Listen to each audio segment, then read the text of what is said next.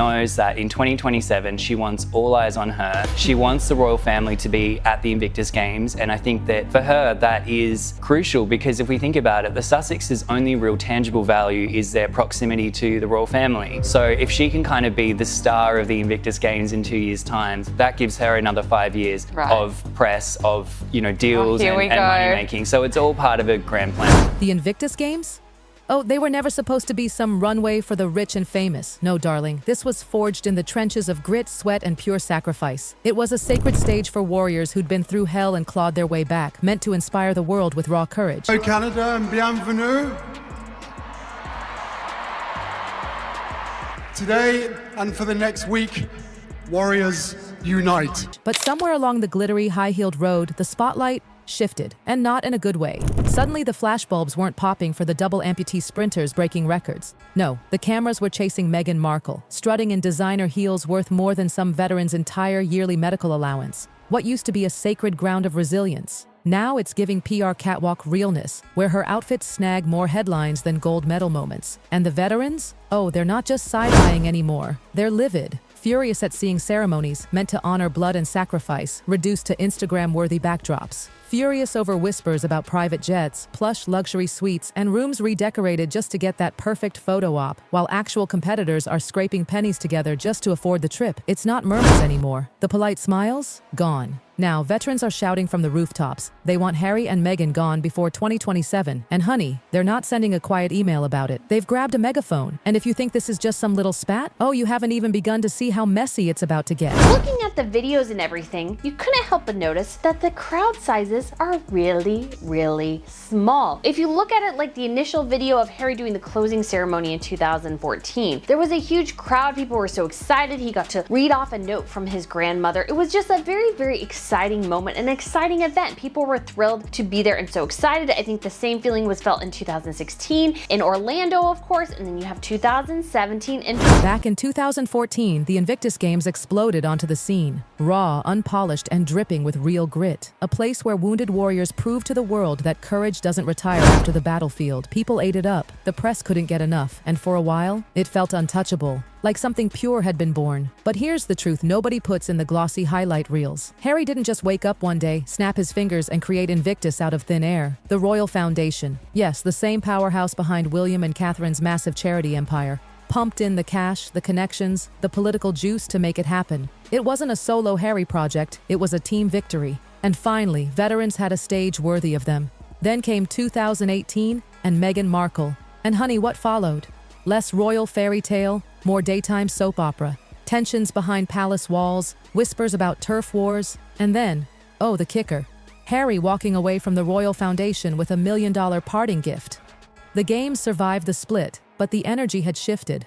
Slowly, the focus on athletes blurred. At first it was small, a few extra paparazzi, more VIP coverage, but soon those cracks started widening. Invictus Games are dead, and Harry and Meghan killed them. She is completely stealing the show. Her fashion displays, her PDA with Harry, it's insanely bad. And I have no doubt at this point, it's done. It's gonna die a slow and painful. The Invictus Games, once the gritty, sweat-soaked pride of military resilience, suddenly felt more like a traveling red carpet.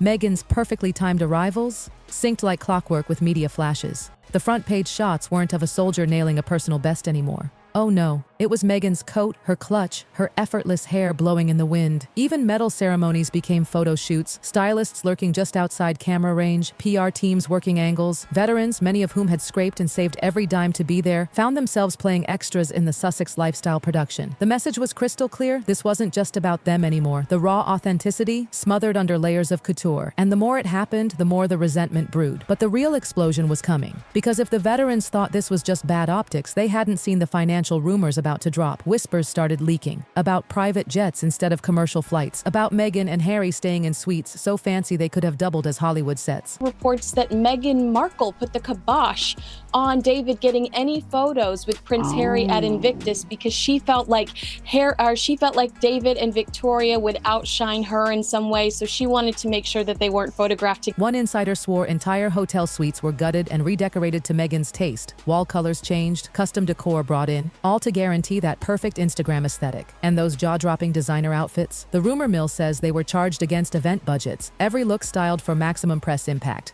while the athletes footed their own bills. True or not, those stories hit a nerve, because they fed into what the veterans were already feeling. The mission was being drowned out by luxury, that the games were becoming less about sweat and service, and more about who wore what. Then came the outfit, the moment. The instant the private grumbles became a public firestorm. Meghan showed up to an Invictus military event in denim cutoffs and flip-flops. Yes, flip-flops. It looked like she was heading to Coachella, not an event honoring wounded service members. The cameras caught every angle, and within hours, social media was ablaze. The backlash? Swift, ruthless. Veterans called it disrespectful, tone-deaf, and flat-out out of touch. Comment sections overflowed with memes and side-by-sides. Meghan's festival-ready outfit next to the crisp, formal uniforms of those around her. And here's the thing. It wasn't just about the shorts. It was the message. To critics, it was proof the games had gone from honoring sacrifice to being another celebrity branding exercise. Markle has spent $35,000 on a new Invictus Games wardrobe, including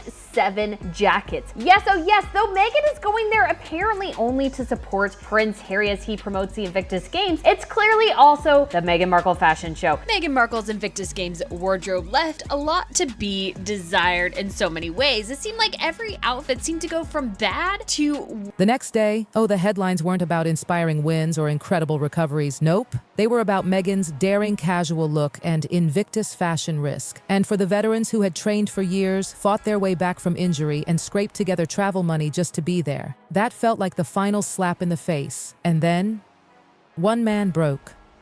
A decorated veteran, known for speaking his mind without worrying whose feathers he ruffled, finally unloaded. His words hit the Invictus community like a grenade. He didn't sugarcoat it. He accused Meghan of circling the games like a vulture, using the scars, the prosthetics, the wheelchairs of true warriors as nothing more than props for glossy PR moments. Ceremonies that should have been sacred, now hijacked by camera flashes tracking a luxury handbag. Tributes overshadowed by the latest couture reveal. This is about them, he declared, voice shaking with anger. Not a runway for someone who's never worn a uniform. Within hours, his comments were everywhere. Military forums, Facebook veteran groups, news headlines, and it struck a chord. Veterans across the board began echoing his words, rallying behind a cutting slogan: dignity, not drama, service, not spectacle. This wasn't just venting anymore. It was a movement. The quiet frustration that had been simmering for years became a rallying cry. And suddenly, whispers of a 2027 boycott weren't just rumors. They were becoming a real threat. Porter, who spoke to the Daily Mail, said that she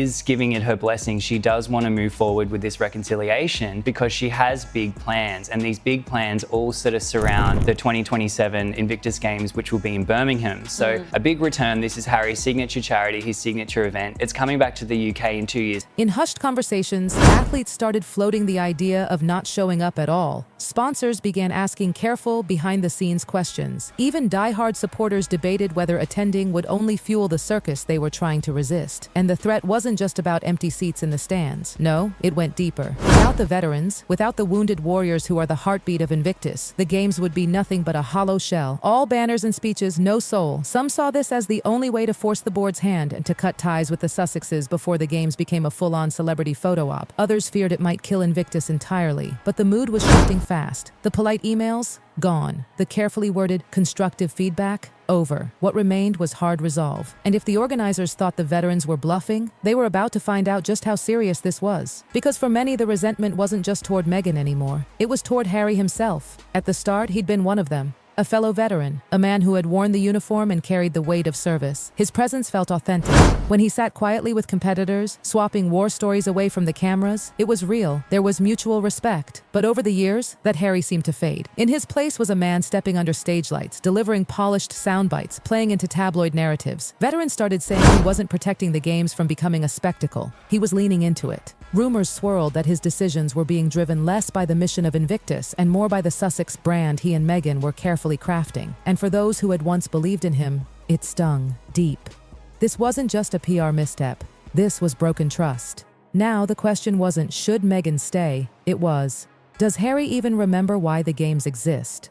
Removing the Sussexes might sound unthinkable to outsiders. After all, Harry has been the public face of Invictus since day one. But here's the catch. The games aren't his property. They're run by a board, funded by sponsors, and accountable to the athletes and supporters who give the event its purpose. If enough pressure comes from veterans, donors, and the public, the board could quietly push Harry and Meghan aside, swap them out for new figureheads with less baggage. It's happened before in the charity world. High-profile patrons stepping back after controversies made their positions impossible to defend. And behind the scenes, some insiders reportedly believe Invictus might even thrive without the constant celebrity drama, finally shifting the focus back to the athletes and their stories. The risk of keeping them? Endless headlines about outfits, optics, and luxury living instead of resilience and recovery. The risk of letting them go? A messy PR fallout, but one that might fade quickly. The veterans' position couldn't be clearer. Dignity comes first, no matter whose name gets cut from the guest list. If the board decides to act, the Sussex exit from Invictus could be swifter than anyone expects, because the Invictus Games were never supposed to be a Fashion Week sideshow. And for the veterans who've bled, fought, and clawed their way back from the brink, the mission will always matter more than marquee names. Whether Harry and Meghan stay or go will depend on one thing. Does the board value celebrity or service? But one thing's for sure, the veterans won't sit quietly while the soul of the Games slips away.